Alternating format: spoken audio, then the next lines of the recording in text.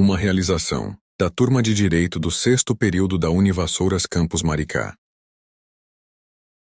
Olá pessoal, sejam muito bem-vindos a mais um episódio do Direito Pode. O Direito Pode é um projeto desenvolvido pela turma do 6º período de Direito da Universidade de Vassouras para a disciplina de Direito e Relações Familiares, coordenada pela professora Patrícia Esteves. Eu sou a Vitória, estudante do 6º período. E eu sou a Maria Eduarda. E no episódio de hoje vamos discutir um tema extremamente atual e necessário: o papel do Estado no enfrentamento ao conservadorismo no direito de família. Como valores morais, religiosos e tradicionais influenciam leis, decisões judiciais e reconhecimento de novos modelos familiares.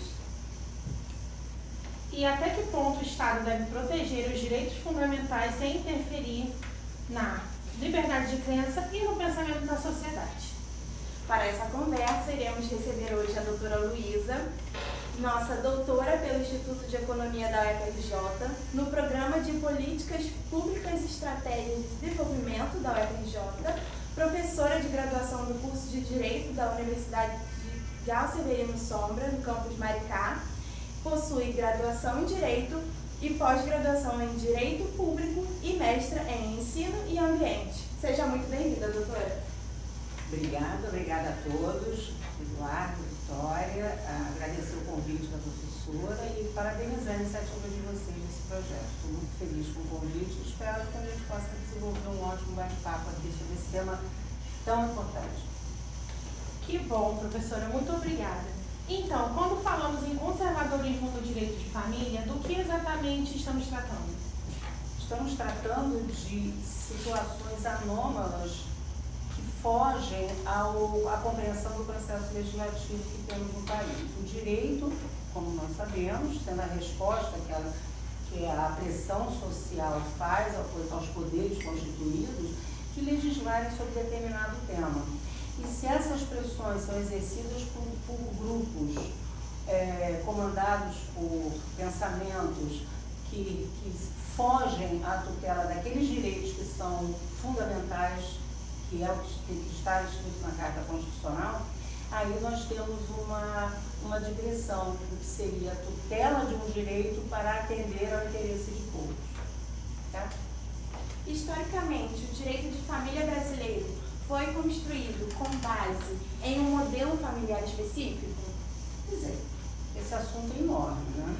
Historicamente, sim. Agora vamos definir a história, né? Porque quando o Brasil foi, aspas aqui, né, descoberto, aqui era uma nação, ignorante, com uma miríade de povos, de troncos linguísticos diversos e que tinham seus modelos familiares aqui absolutamente constituídos. Então, a nossa família hoje, que se trata do país, é um modelo que foi trazido por um pensamento cristão, que já era no século XVI, início do XVI, com o descobrimento, foi um modelo trazido pelos jesuítas para cá. E esse modelo nos remete à família romana, patriarcal, centralizadora e a mulher submissa ao homem. E esse modelo já atravessa 6 séculos. Nós temos, então, dizer historicamente temos um modelo? Sim, temos um modelo e dentro dessa historicidade toda, pensando na família romana, a Idade Média manteve, a força da Igreja Católica tornou-se absoluta durante a Idade Média e o casamento foi elevado à condição de sacramento religioso, né? Confundindo os termos casamento e matrimônio. Matrimônio é um instituto religioso, casamento é um instituto civil. Mas ser elevado à condição de matrimônio tornou a família como a base da sociedade uma célula de mantença do poder da igreja dentro das casas das pessoas e, consequentemente, na formação daquele núcleo social, e essa ideia perdura até hoje. Certo? Certo. E, professora, você acredita que existe alguma resistência em relação a reconhecer os novos arranjos familiares, seja jurídico ou seja social? Social, não. As novas configurações familiares são uma realidade, podem ser resistidas em algum setor ou outro, mas é uma realidade que já está nas novelas, em canais abertos. não só restrito a filmes ou canais pagos de televisão. Então tem um alcance midiático muito bom, e isso é muito bom. Agora, juridicamente, sim, né? Você não pode mais dizer que todos os arranjos sociais que nós temos, os arranjos familiares, perdão, sociais que nós temos, são recebidos pelo direito, porque não são. Não são recebidos pelo direito. Nós temos os casais, mas todas as possibilidades de uniões são recebidas, são tratadas de forma equânime pelo direito, pelo Estado como um todo? Não são. Certo? Em quais temas essa influência conservadora aparece com mais força atualmente? Tantos. Bom, temos essa pluralidade de possibilidades de estruturas familiares que já é uma coisa sabida. Família monoparental, homoafetiva, a família heteronormativa, ou seja, binária, né, como se chama normalmente. Mas você tem uma lacuna legislativa muito grande em relação ao fato social, remetendo a Durkheim, né, o fato social que é o que move a sociedade, e a resposta legislativa ao reconhecimento desse fato social. Então, por exemplo, na Constituição, no 226, define o casamento como união civil de homem e mulher. No parágrafo 4º, reconhece a família monoparental. Mas onde é que está o reconhecimento da família homoafetiva? Então, é uma coisa que ainda tem, sem contar as outras possibilidades. Nós temos a família plurima, enfim, como é que você vai, a família multiparental, como é que essas possibilidades têm que estar na Constituição? Essa é uma pergunta que se faz para a pergunta. Família é assunto constitucional, materialmente ou formalmente? E o direito acompanha essas transformações sociais ou a sociedade acaba limitada pela visão tradicional do direito? Bom, o direito ele vai a reboque do que a sociedade muda, né?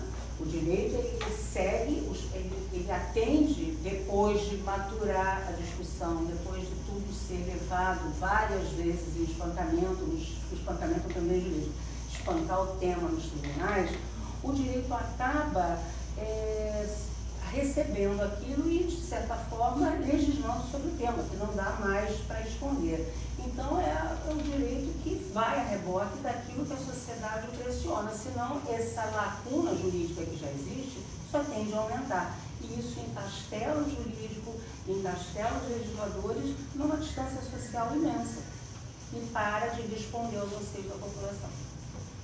E qual o papel do Estado diante de conflitos entre valores tradicionais e direitos fundamentais? Valores tradicionais não conflitam com direitos fundamentais. Valores tradicionais são inseridos nos direitos fundamentais. Nada conflita, ou deveria conflitar com direitos tidos e havidos como fundamentais.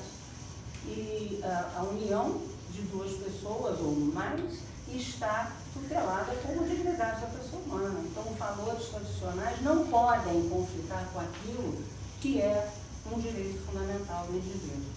Cabe ao Estado manter isso separado. Caberia ao Estado manter isso separado, certo?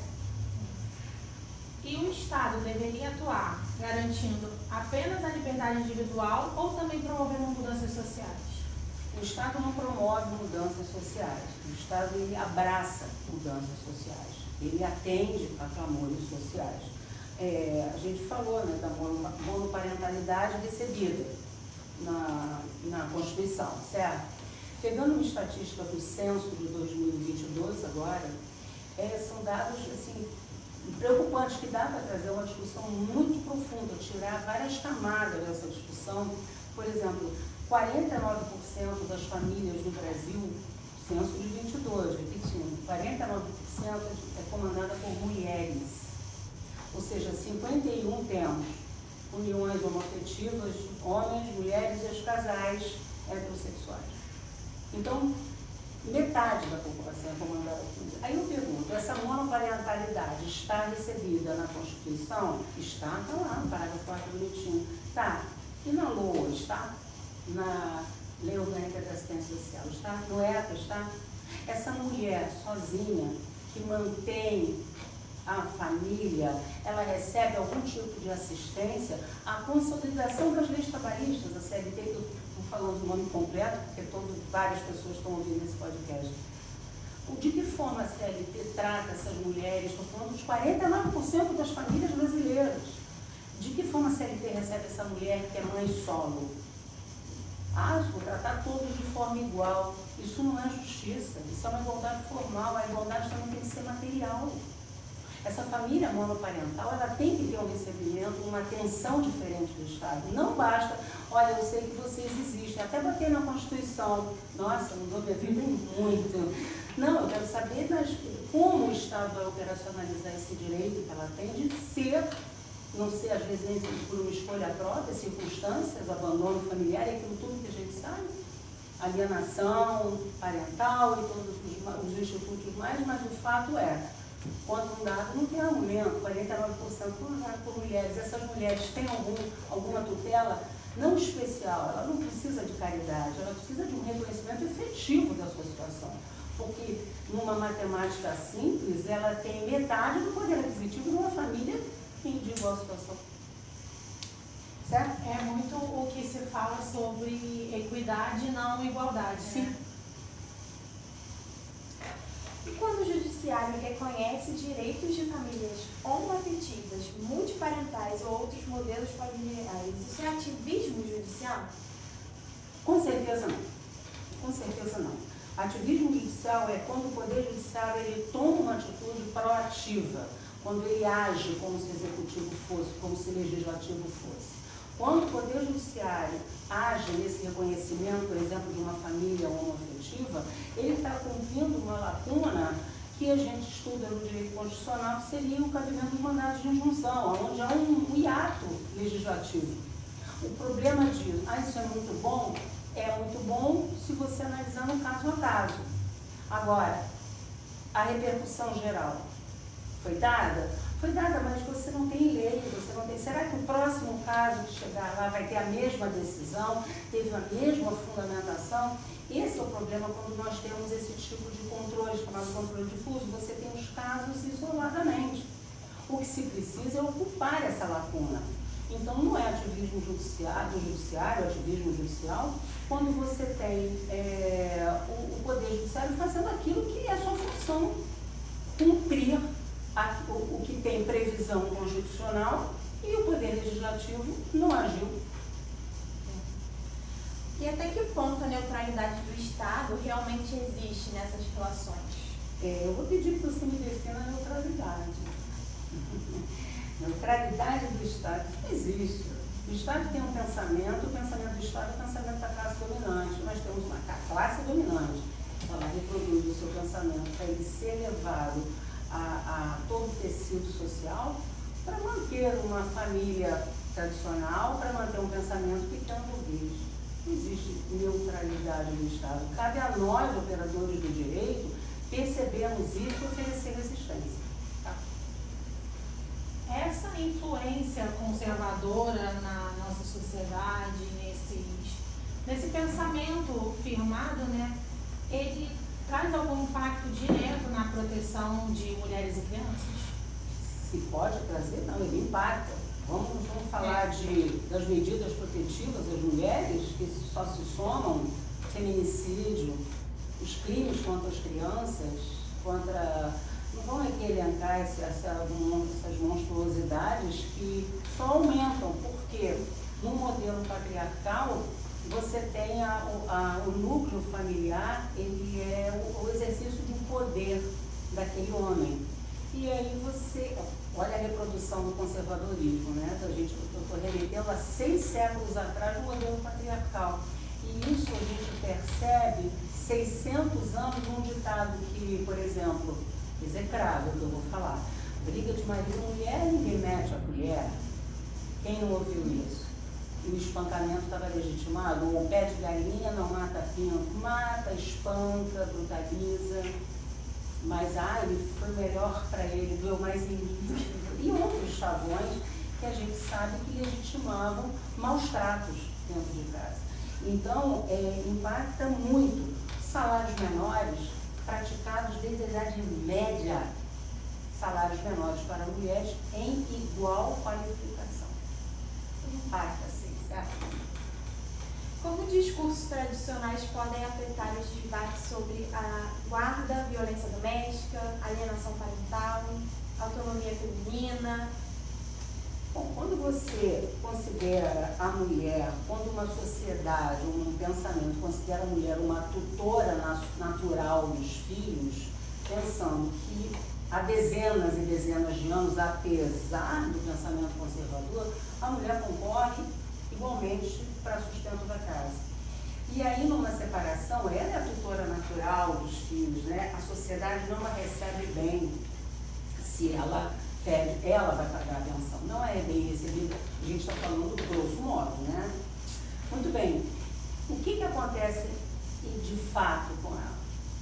Ela tem todo o seu dinheiro comprometido, o marido, quando paga a pensão, não vamos esquecer os 49% de mães solo, quando paga a pensão, ele paga de 20%, 30% do seu salário, mas ele tem o dinheiro dele, aspas, livre.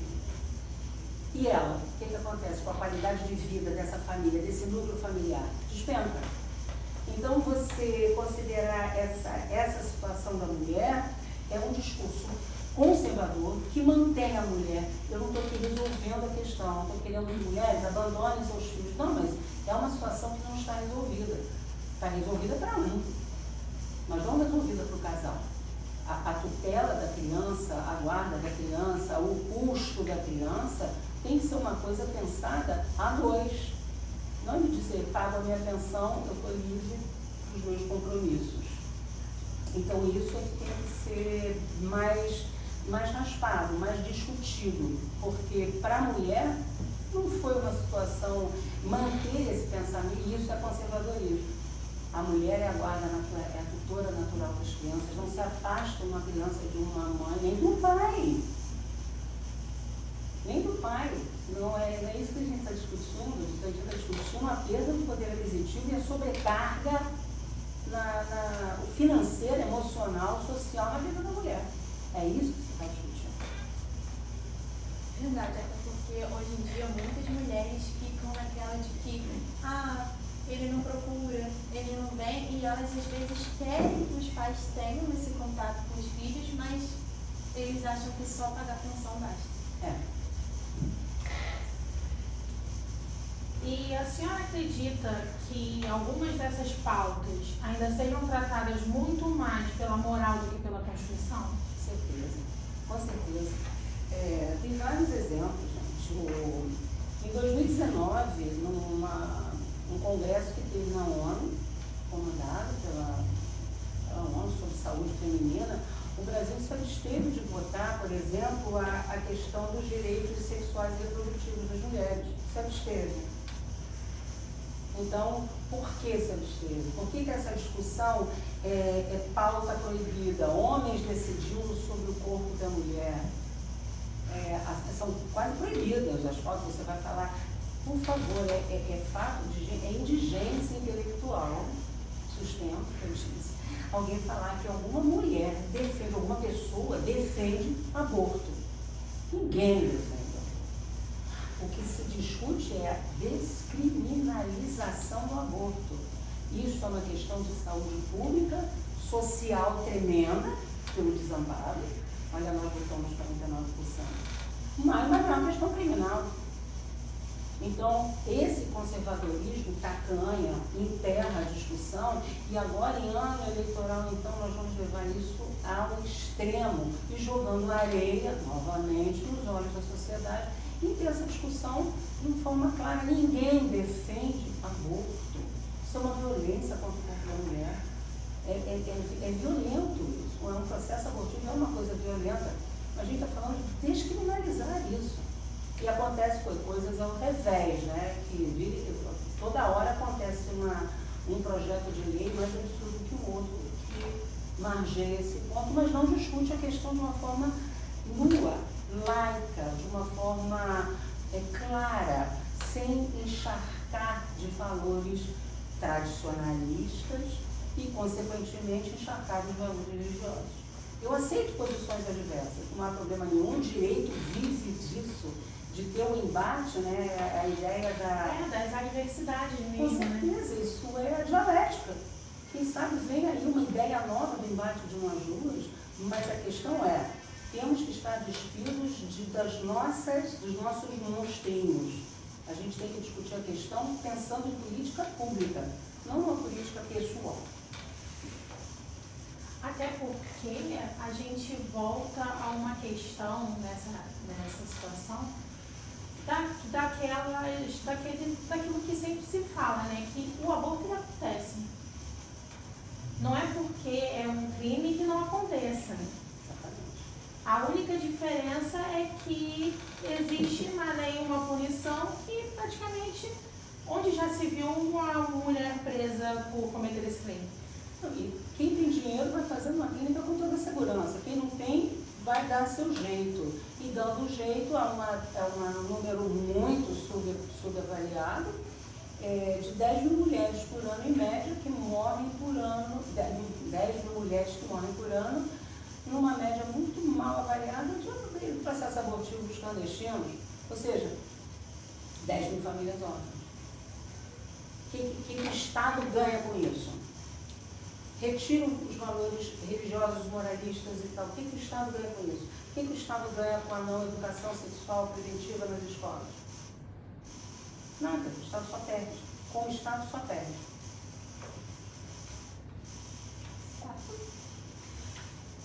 Quais avanços recentes no direito de família demonstram uma atuação mais inclusiva do Estado? O Estatuto das Famílias, com certeza, o Estatuto das Famílias com S, que foi inicialmente proposto como Estatuto da Família. Então, no título, já anunciava que vinha, né? Não, isso caiu porque é o Estatuto das Famílias e isso significa o abraço a todas as configurações familiares. E é possível, quando se fala desse assunto, né, família, separar completamente religião, moral e direito de uma forma a ver cada segmento, ou você acha que é uma coisa que conversa muito? Não, claro, o ser humano é uma construção, o indivíduo é uma construção do seu meio, da sua época, e esses assuntos estão todos imbricados, todos eles formam valores sociais, formam valores daquele momento histórico, né, que eu estou me referindo. Então, você separar isso não existe. Existe no Poder Legislativo pessoas hábeis, estando pessoas hábeis no Poder Legislativo, eu estou sendo genérica agora, né, fazendo propostas de leis onde essas questões religiosas, essas questões de apelos de determinados grupos sejam dirimidos, para que você tenha uma lei que realmente seja abrangente, que realmente tutele aquele direito que está sendo pleiteado. E como equilibrar a liberdade religiosa e garantia de direitos fundamentais? A liberdade religiosa está também nos direitos fundamentais. A sua religião não pode coibir a minha. A sua existência não pode impedir a minha. Os direitos são fundamentais, inclusive o direito religioso. Isso é uma coisa que tem que ser levada a uma discussão mais a sério. O Estado ele é laico, ele não é ateu. O direito ele é laico, ele não é ateu. Se fosse ateu, estaria proibindo as práticas religiosas, porque também não existe isso. Né? O direito não pode ser proibitivo. Então, ele tem que abraçar todas as formas religiosas e atender ao direito de existência de todas, sem que uma destrua a outra. Aí você não tem um Estado laico, você tem um Estado formando um Estado teocrático, que é um horror, né? A gente tem vários exemplos disso. Professora, na sua visão, existe risco de algum retrocesso nesses direitos familiares que já foram conquistados? Citar um autor que eu gosto muito, Norberto Bobbio, ele fala no livro A Era dos Direitos que direito não é nunca cedido, todo direito é conquistado, e todo direito é conquistado fruto de muita luta. Todo direito ele é conquistado, então uma vez conquistado, entenda, ele não é permanente. Ele vai sofrer ameaças constantes e a história é a prova disso. episódios no século XX, tem vários sobre retrocessos tremendos que a humanidade passou. Então, a luta é constante de avançar ou minimamente não perder. Porque achar que um direito conquistado ele é permanente, isso é um ledo engano. Ledo engano. Você não tem essa garantia. Essa garantia não existe. É sempre ficar atento a esses sinais. Professora, o que significa família hoje? A união de pessoas pelo afeto e buscando mútua assistência e mútuo auxílio, compreensão, convívio. É o conceito mais abrangente possível. E o que a senhora acha sobre o conceito de família tradicional? Ele ainda pode servir como algum parâmetro para jurídico, né? No sentido jurídico, para uma sociedade plural? Se é um parâmetro, já estamos falando bem distante da questão de justiça, né? Se é um parâmetro, é uma referência. O parâmetro é esse, você alcançou, e se o parâmetro é essa família tradicional, binária, branca, heterossexual, a gente já quebrou a questão. Não tem.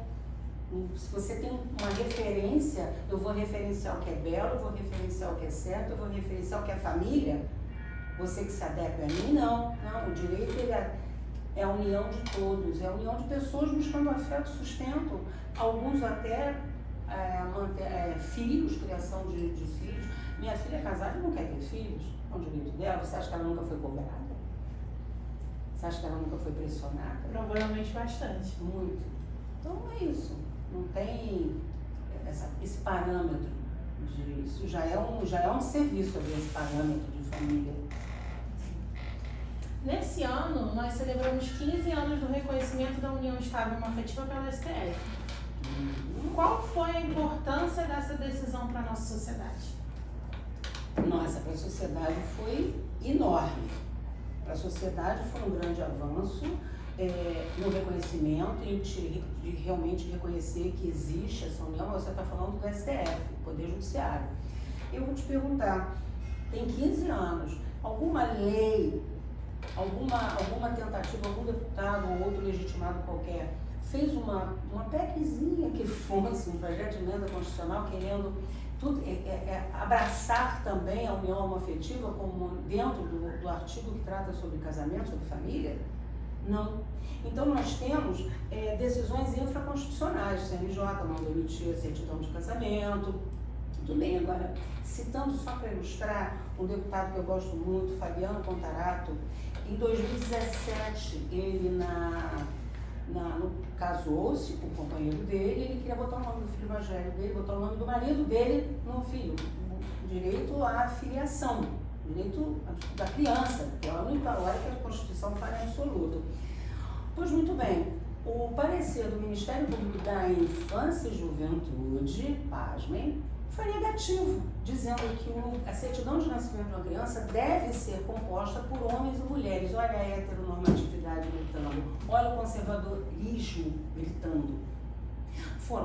Claro, o deputado ele é delegado da Polícia Federal, um homem extremamente competente, ajuizou a ação, ganhou o nome do marido dele, consta no registro do primeiro e do segundo filho, são uma família, formam uma família feliz, ótima. E com relação ao Ministério Público da Infância e Juventude, somente 5 anos depois, ela publicou um regulamento interno proibindo os promotores de fundamentarem as suas decisões com base na sexualidade dos adotantes. Você quer fazer um parecer contra ou a favor? Fundamente, mas não com base na sexualidade dos adotantes, orientação sexual dos adotantes. Ou seja, demoraram 5 anos depois desse episódio emblemático, que teve uma repercussão imensa, para poder se manifestar de uma forma consolidada. Se isso não é um conservadorismo imenso dentro dessa instituição, a gente tem que achar outras formas. Mas a pressão existe, é constante, né, irmãos? A senhora acredita que o reconhecimento das famílias homoafetivas ajudou a ampliar o próprio conceito jurídico de família? Claro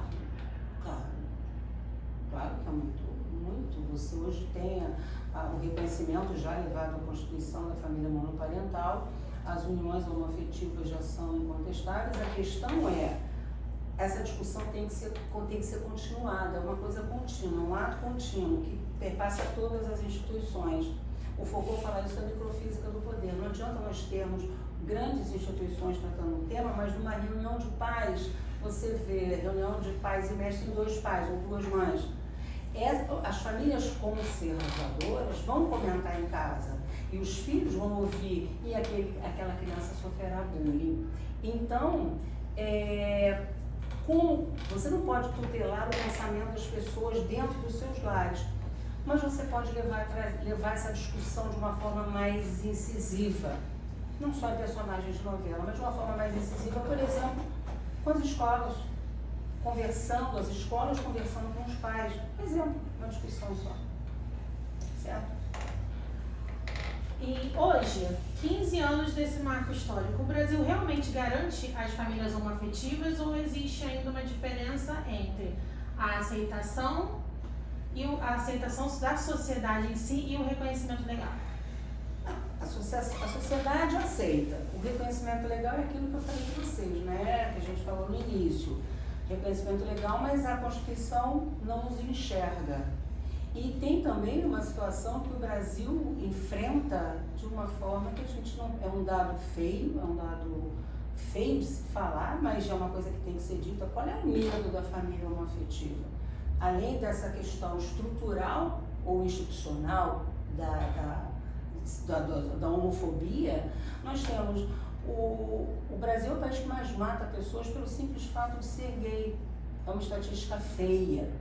Então nós temos esse medo que a pessoa tem, ela também o filho vai sofrer as consequências disso, como se fosse uma família subalternizada. Como se ele tivesse sido adotado, a adoção não fosse um ato de amor, fosse um ato de caridade. Então a família homoafetiva, ela sofre sim, diretamente, como eu falei, né? É no micro, na necessidade de levar mais documentos para fazer uma matrícula de um filho numa escola, ou em algumas escolas a matrícula é rejeitada sem motivo algum, afinal, autonomia da vontade privada. Várias escolas que se apresentam tradicionais não aceitam crianças cuja certidão de nascimento tenha 2 homens ou 2 mulheres. Então, essa resistência existe, o reconhecimento social existe, mas institucionalmente, estruturalmente, nós temos muito caminho para andar ainda.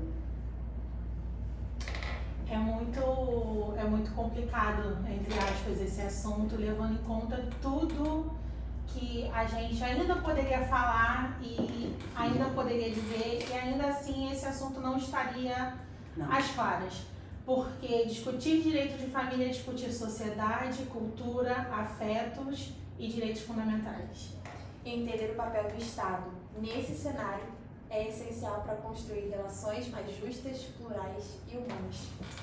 Professora, muito obrigada pela sua participação. Foi uma honra essa conversa. A honra foi minha participar com vocês e ser convidada para um tema tão importante e também tão espinhoso, que é discutir questões que se assoram na nossa frente, que se amontoam na nossa frente e que o direito não está dando resposta. Muito obrigada mesmo. Mais um motivo para a gente continuar fazendo o Direito Pode. Parabéns, gente. Obrigada a você que acompanhou mais um episódio do Direito Pode. Não se esqueça de compartilhar esse episódio, curtir, comentar e acompanhar os nossos próximos debates. Obrigada E até a próxima.